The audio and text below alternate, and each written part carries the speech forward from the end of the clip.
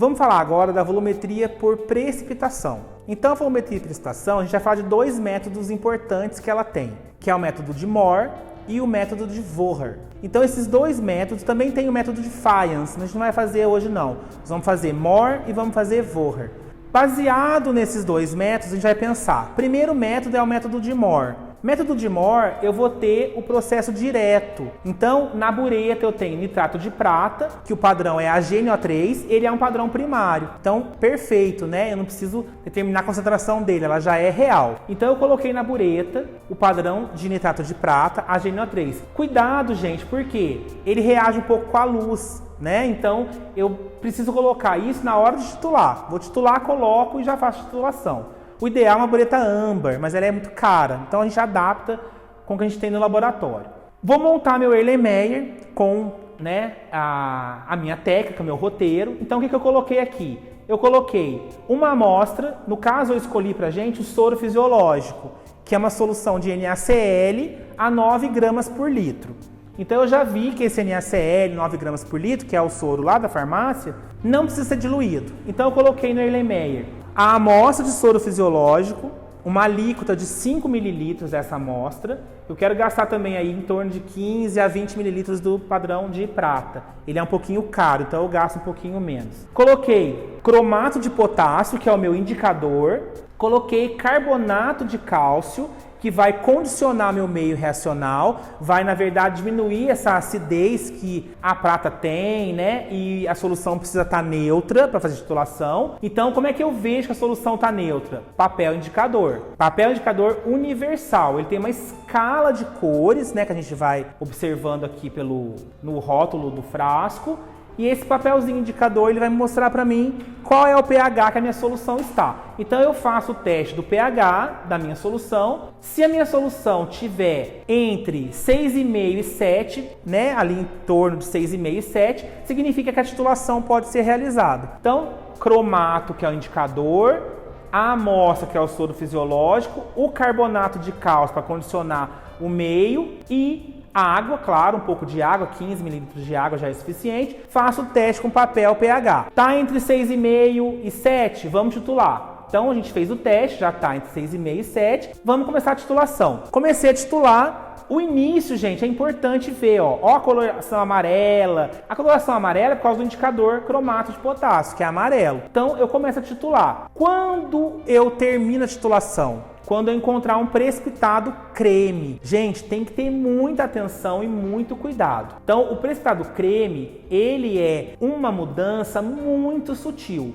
tá? Por que forma esse precipitado creme? Porque, na verdade, excesso de prata reage com o indicador e forma o Ag2CrO4, que é o cromato de prata vermelho. Só que é lógico, esse vermelho, né, uma gotinha do vermelho, numa solução que tinha um precipitado branco, que foi formado de AgCl, dá uma coloração creme. Mas o que eu tenho que pensar? Quem muda é a minha solução? Não, quem muda é o meu precipitado. Então não posso ter mudança de cor na solução, só no sólido. Se eu tenho dúvida, comparo, ó, pega lá o início, que é um que eu acabei de montar, viro para a gente olhar, né, claro, e posso perceber, ó, esse tá mais branquinho e esse tá a coloração creme. Vou mostrar para vocês, então esse é o ponto final, o creme. Se eu chego num ponto depois do creme, eu vou encontrar isso aqui. Olha lá como que ele já tá precipitado super vermelho, mas isso aqui tá errado. A solução tá mudando de cor até. E não pode. Quem muda de cor é o precipitado. Isso é o método de Mohr. Agora, nós vamos falar sobre o método de Volher, tá? Escreve-se Volher, mas se lê Volher, né? Esse método, na verdade, o que eu tenho que fazer? Primeira coisa é colocar na bureta o KSCN, que é o sulfocianeto de potássio ou tiocianato de potássio. Pode ser de potássio ou de amônio. No caso, a gente colocou o KSCN, então o de potássio, ele é um padrão secundário. Então, esse nosso KSCN precisa ser aferido. Então, nós vamos mostrar para vocês somente a aferição do KSCN. O que muda, né, dessa técnica? No Erlenmeyer, eu vou colocar o padrão de AgNO3, então eu posso dizer que é um processo inverso. Eu tenho O padrão que eu conheço a concentração no Erlen e na bureta que eu não conheço. Isso está ligado, gente, a cores do indicador. Porque se eu colocar a prata na bureta e o KSCN no Erlen, ele reage com o indicador. Então a titulação não acontece. Então, alguns fundamentos teóricos eu preciso buscar no livro, na teoria, para entender tudo isso. Então, no caso aqui, bureta tem KSCN no Erlenmeyer. O que eu coloquei no Erlenmeyer? A GNO3, como a pipeta volumétrica. Então, coloquei lá a GNO3. Ácido nítrico, porque tem que estar no meio ácido. Então, aqui já não tenho mais que medir pH. O meio é ácido. E vou colocar um indicador que eu chamo de sulfato férrico amoniacal. Esse indicador de sulfato férrico amoniacal é preparado também em meio de ácido nítrico. Lógico que é o técnico que preparou, mas para dissolver e fazer o condicionamento também vai ácido nítrico. Então a gente pode pensar, essa técnica, né, que eu utilizo, esse método Vohard, ele é um pH extremamente ácido. O que eu faço então?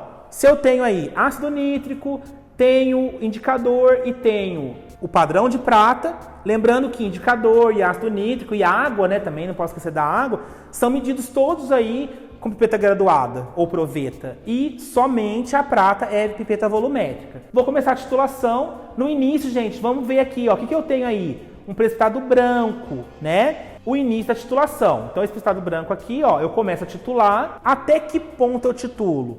Até a solução ficar salmão. Olha o detalhe do que eu acabei de falar. A solução salmão. O precipitado, pode inclinar um pouquinho, ó, é branco. Ele não mudou de cor. Quem mudou de cor é a solução. Por quê? Nesse caso, forma-se um íon complexo solúvel de sulfocianeto de ferro. Então, o KSCN, uma gotinha em excesso, reage com o indicador, forma esse íon complexo que é vermelho.